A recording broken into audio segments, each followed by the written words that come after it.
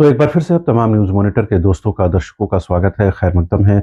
आज 7 जनवरी की तारीख है, बुधवार का दिन है, लिहाज़ा बहुत सारी खबरें हैं।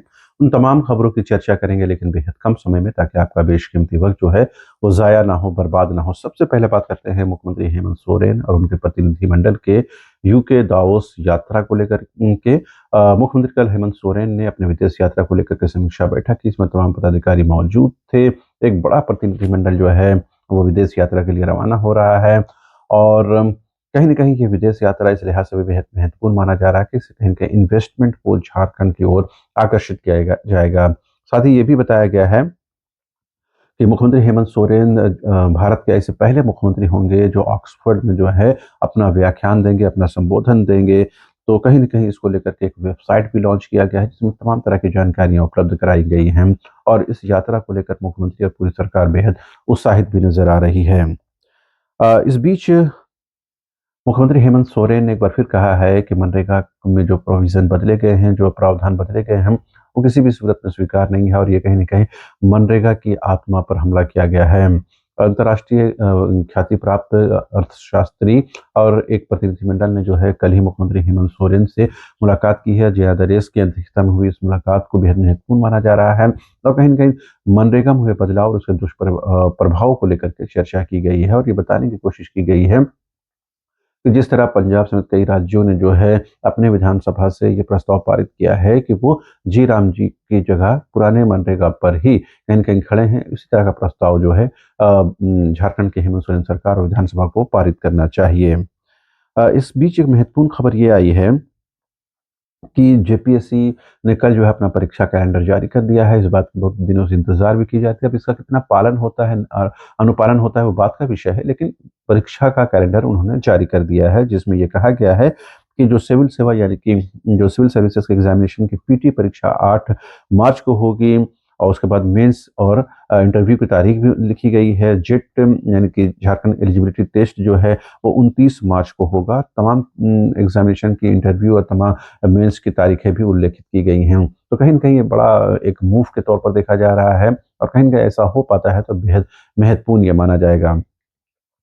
इस बीच जो झारखंड के गवर्नर हैं संतोष कुमार गंगवार, उन्होंने कल जो है सैनिक कल्याण निदेशालय समिति की बैठक आयोजित की, जिस दौरान उन्होंने कहा कि जो अग्निवीर हैं उनको जो अपनी सेवा से पूरी कर लेते हैं, उसके बाद उनको राज्य पुलिस में मौका दिया जाना चाहिए। तो ज़ाहिर-सी बात है कहीं न कहीं उनको अकोमोडेट करने की ये पहल हुई है और ये पहले भी शंका व्यक्त की गई थी कि अग्निवीर इतने कम समय के लिए भारतीय सेवा में रहेंगे, भारतीय थल सेना हो या वायु सेना हो, तो कहीं न कहीं उनके बाद जो उनकी नौकरी का क्या होगा, उनकी मुस्तकबिल का क्या होगा, तो अब उसी का कहीं न कहीं एक रास्ता निकालने की कोशिश की जा रही है। इस बीच एक और महत्वपूर्ण खबर है रांची-लोहरदगा रेल लाइन से जुड़ी हुई और ये बहुत बेहद महत्वपूर्ण है क्योंकि सैकड़ों की संख्या में यात्री जो इस रेल रूट से जो है सफ़र करते हैं। इसके पिलर में जो है दरार आने की वजह से जो है मार्च के आखिर तक यहाँ पर कोई भी एक्सप्रेस ट्रेन जो है यहाँ से नहीं गुज़र पाएगी और पिलर में दरार इस वजह से आई है कि कोयल नदी में ज़बरदस्त तरीके से बालू का उठाव हुआ है जिससे कहीं न कहीं पिलर कमज़ोर हुए हैं। तो ये कहीं न कहीं एक बड़ी परेशानी का सबब है कि इस रेल लाइन पर रांची-लोहरदगा रेल लाइन पर जो है एक्सप्रेस ट्रेनों की आवाजाही पूरी तरह से बंद कर दी गई है।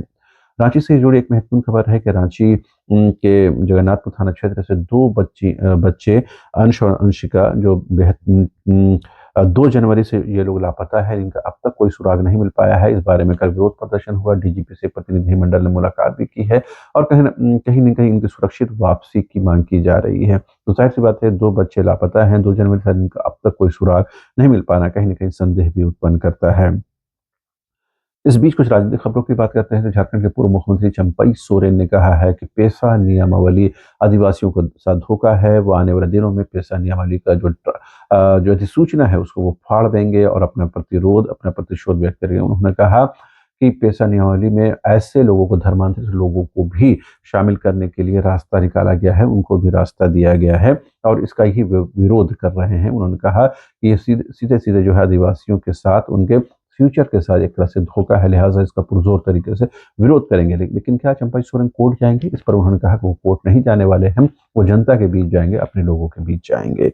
इस बीच पेशा नियमावली पूरी तरह से इफेक्टिव हो गई है, लेकिन बालू घाटों के नीलामी नहीं हो सकती है क्योंकि हाईकोर्ट ने रोक लगा रखी है। 13 जनवरी इस मामले में सुनवाई होगी, उसके बाद ही आगे का निर्णय हो पाएगा। बाबूलाल मरांडी ने एक बार फिर से कांग्रेस पर आरोप लगाया है कि वो जी राम जी यानी मनरेगा के नए फॉर्मेट को लेकर के भ्रम की स्थिति उत्पन्न कर रही है, और कहीं न कहीं कांग्रेस इसको लेकर के लोगों में एक संदेह उत्पन्न कर रही है, जबकि कांग्रेस का कहना है कि राम का नाम जो है बीजेपी के लिए सिर्फ मुनाफा और सत्ता में बने रहने का एक तरह से हथकंडा सा है। लाल किशोर नाथ शाहदेव ने इस बारे में आरोप लगाए हैं। इस बीच साहिबगंज में अवैध खनन को लेकर के सीबीआई जांच शुरू हो गई है। कल ही सीबीआई की टीम वहां पहुंची और करीबन 100 करोड़ रुपए के अवैध पत्थर उत्खनन को लेकर के यह जांच हाईकोर्ट के आदेश के बाद हो रही है। तो जाहिर सी बात है, कहीं ना कहीं इसको लेकर कई तरह की शंकाएं भी प्रबल हो रही हैं। बहरहाल अभी के लिए इतना ही। आप तमाम दर्शकों से रिक्वेस्ट है कि ऐसी खबरों को प्रचारित प्रसारित करें, चैनल को सब्सक्राइब करें, कमेंट करें, लाइक करें, शेयर करें, और जो भी कमेंट करें वो संसदीय भाषा में करें। Thank you so much.